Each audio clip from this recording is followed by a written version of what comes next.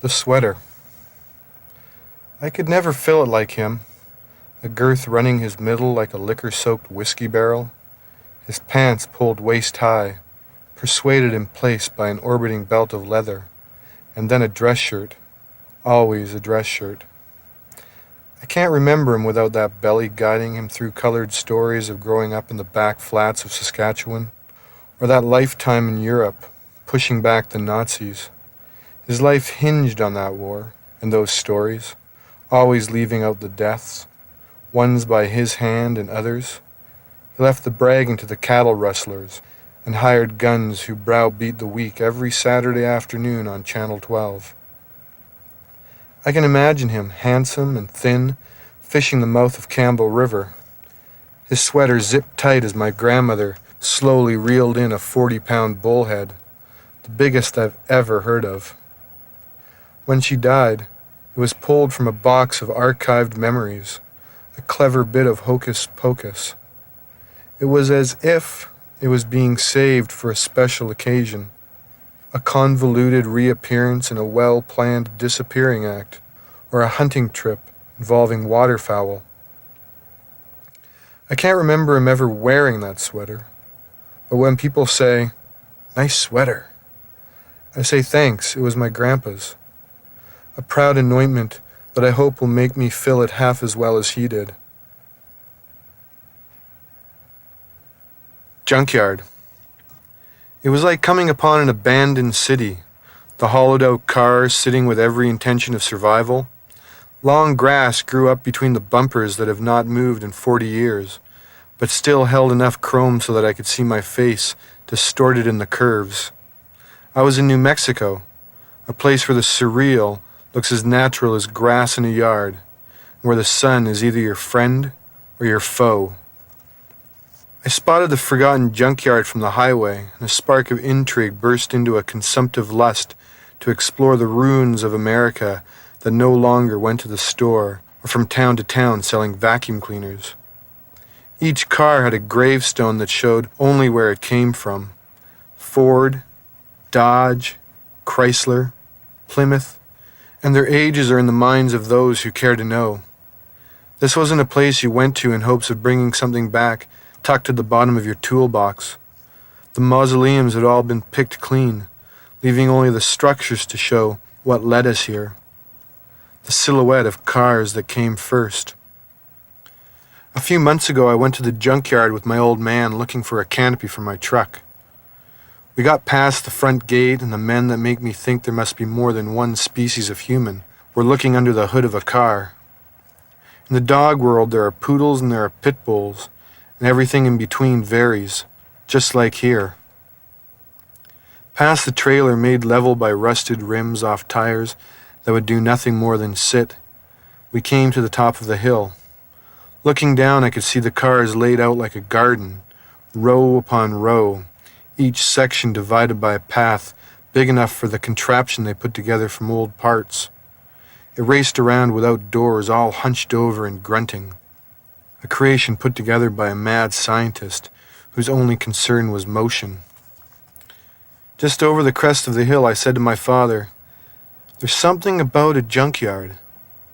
Between blinks of his eyelashes, he said, "It's like a lover you keep coming back to because there is always mystery." This wasn't my father speaking. This was something I'd mutter as a joke. I even wondered if it really came out of his mouth, or is it just my head talking louder than usual? If someone asked what my father was like, the first thing I would say was he was a truck driver. He drives a dump truck and listens to new country on the radio of his pickup. As a teenager, the last thing I wanted to be was my father. I wanted nothing to do with what he did or was. Now that I'm older, I can see the importance of being able to fix things and make use of what you have. I am my father's son. We have the same hands.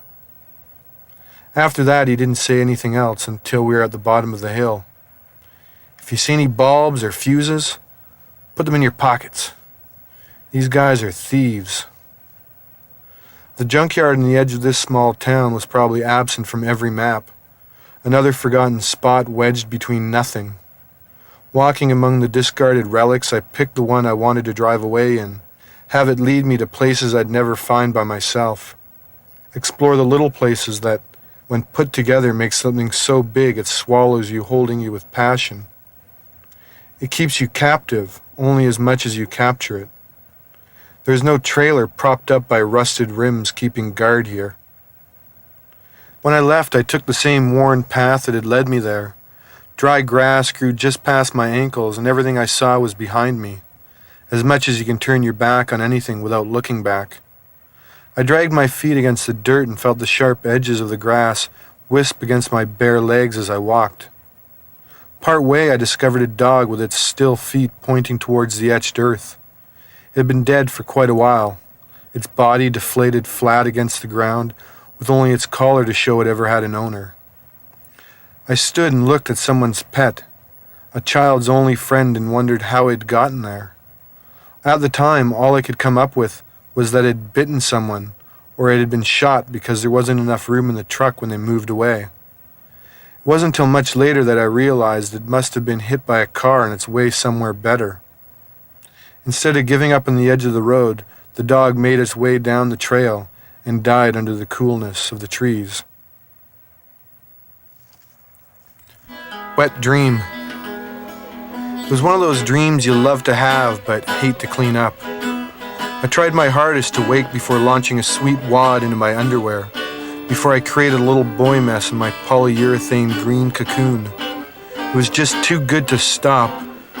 Even its admittance is embarrassing. I had a wet dream in the back of a station wagon. Me tucked snugly into my sleeping bag, with Janice not even 6 inches away. When I came, it was incredible, just like getting laid, except when I woke up, I was beside my travel friend. Fear clinched my soul, and I had to clean myself up without waking her. At home alone, it's no problem, but I wasn't home. I was parked on a small hunk of blacktop in the middle of Arizona. Luckily, I'd put my bag at my head for a pillow, and it was easy to dig out a clean pair of underwear. Changing them without spreading cum all over myself was another story. With the quick thinking of any trapped animal, I removed my t-shirt and did a quick wipe. Ah, the fateful t-shirt that is always there in times of sexual crisis. The next obstacle would be to remove the semen-soaked article with the unmistakable smell filling the car. There is no way of hiding the fresh scent of a man. It would have been like getting caught masturbating in the back of a car. There would have been no way of getting around it. There was evidence. There was motive. There was a crime. I'd have been pegged as a disgusting creep who had whacked off 6 inches from the woman he was traveling with, a small glitch that no doubt would come between us. Saying it was a wet dream would never wash. It was reminiscent of the time I had a wet dream on my girlfriend. There is no way of hiding that either. She woke up right away and asked what was going on. "What the hell is this all over my ass?" She said it like she had never had cum on her before. I told her I'd had a dream, a wet dream. I said it was about her. She was flattered, but really it was about a man. It seems there is always something to hide when your brain takes over your bodily functions. It is inevitable that your subconscious will possess your body, making it an instrument of the devil when you least expect it. What could be a more hell-bound act of sex than actually blowing your load without the help of anyone, and not into an appropriate receptacle? If masturbation is a sin, a wet dream must be a surefire way to damnation. What could be in league with the devil more than thinking for oneself and having sex with oneself all at the same time? I did it in the back of a station wagon in the middle of the United States. I must be doomed for an afterlife of fire and brimstone, sweat, and an endless stream of wet dreams. The electric carving knife. Everything comes through here on its way to a booby-trapped vault. The constructor has fled with the plans. If you're not careful, you can be injured by hurtling shrapnel, hit point blank by the combination. A drive-through of images hinged to sounds that come via an aqueduct, all leading to the same place. They carve everything into the memories of those who are not blind, leaving room to forget and even more to to have them changed into something more desirable. A lie. Some reach around and touch you lightly on the shoulder. Hiding in a shroud of consequences, you can't tell what it is anymore. Your eyes have deceived you. The different colors cringe at the prospect of never being exactly right. But everything isn't doom and gloom. Hitler knew exactly what the perfect color was. Matched with hair, he knew the perfect person, only he wasn't one of them. Description depends on knowing what you are seeing. Piercing, cool, sky, everything revolves around something else. An early surgeon would cut the skulls of his patients, take the tops off like soft-boiled eggs. He was a pioneer, a go-getter that would touch certain parts of the brain and send it rewinding to events that might never have been seen again if it wasn't for his handiwork. His patients would tell him it was like watching a part of their life all over again, like it was happening right before their eyes, a second coming. The breeze was light, the long grass that came up at the edge of the lawn bent to its will. It was never cut, making a border of thick tan against the cropped green. Norma could see the whole backyard while she did the morning dishes. The sink was just below the only window in the kitchen. Every house on the block was the same, like they had been laid down with a strip of tape. Bending over the dishes, her breasts rested on top of the bubbles as she unlatched the window. Her biceps strained, and the undersides hung slack dangling as she lifted. This was the first time it had been slid groggily open all year. Norma had finished the glassware, the pots and pans, and was on to the silverware. Daydreams were floating through her head as if they were events of the future. Her eyes didn't see. They just sat there blank, waiting for the inevitable to unravel in a long progression of unexpected fulfillment. Beside her flushed cheek, she felt the air cut as she ducked to one side, a reaction that was too late. She searched the room to see what had ripped through her clouded thoughts. Her amazement was resurrected from the dullness of countless rainy days by a hummingbird perched on the door jamb across the room. A second after her eye caught the bird, it was in flight again. It circled the room with navigational precision that went beyond Norma's comprehension. She loved to watch nature, but understood it less than she understood herself. She took a step away from the sink so it could escape, then another, and another. When the bird started in a line for the window, she was disappointed that her interaction was to be so limited, nothing more than a glimpse. She turned to watch the tiny bird fly towards the window. It was going back to a world of endless migrating pollination. Where it should have gone out the window, it went into it. His little eyes tricked him into not seeing what was there. It was fooled. Norma watched as it hit the glass and fell into her dishwater. It sank below the bubbles and was gone. She made her way to the sink and plunged her hand in, pulling out the wet, limp body and put it on the counter. She talked to it like a child, telling it to wake up. "Wake up, little birdie! Wake up!" It was 10 minutes before she gave up and went back to doing the dishes. The bird was dead. When she was done, she went to the bathroom and got a hairdryer. She had a new purpose to her day, a convoluted sense of direction. She put the bird on the cutting board and blow-dried it into a little ball of fuzz. After it was dry, Norma smoothed out the feathers. Her brain raced for guidance to her actions. With a flash of unleashed determination, she reached for the electric carving knife.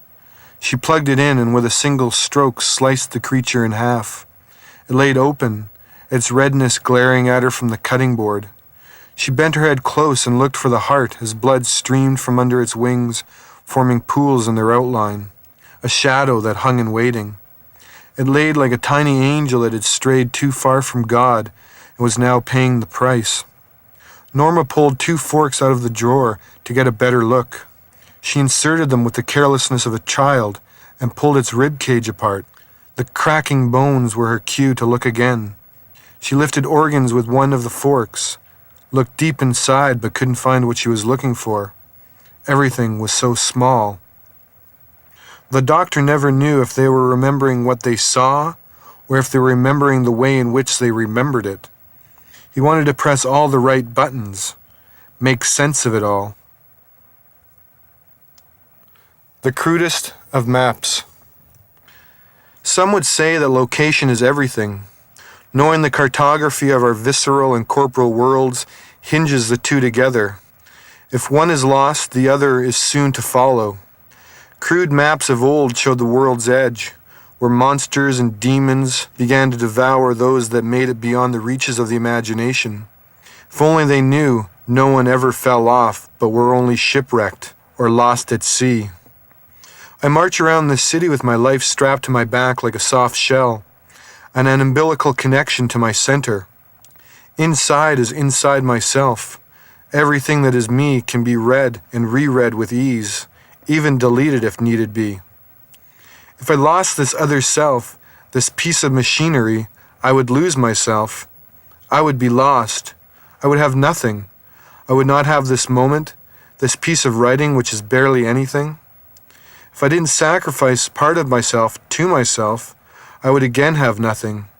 I'd be misplaced somewhere I don't belong. Imagine mittens lined with the plushest velvet, as thick as your neighbor's lawn and as soft as the ripest mango after you sucked its fruit from its slippery center.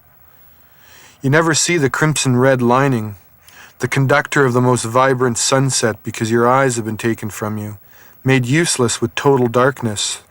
They are just another accessory like your mitted hands and appendix. The rest of your body will also be taken from you, made completely naked and swallowed by a thick, odorless gelatin that is kept at a constant 98.2 degrees Fahrenheit. It will immobilize you. Your head will be suspended torpid. The oxygen will be so completely filtered that not even the hint of odor will register. Even the scent of your own body won't reach your most sensitive olfactories. Finally, the room will be filled from every direction with a hiss of white noise that will curl around your mind and devour your every breath when you try to scream. No senses, no control, no mind. When she first left, I couldn't see it for what it was. I didn't understand. I couldn't discern the present because I couldn't see the future. I wasn't aware of the revelation down the road that would read me my past. We lost ourselves in tides of sex as we found the other within the unfolding curl of passion. It was like being lost, then stumbling into someone else who was also lost, and realizing that together we knew the way. With the unwitting help of the other, we discovered self-awareness that relied on our dependence. It was a catch-22 that led us to grow up. Now that I stand beside the signpost with my back erect and my lungs fresh with new breath, I can look back and see clearly as if I was walking down the street backwards. While lost in my own misery, I saw nothing but myself, and not very well at that. Our dependence led us to seek independence, seek another discovery of ourselves that was impossible as one. Only when I became happy being alone was I able to see where I was. I'm ready to give myself away again.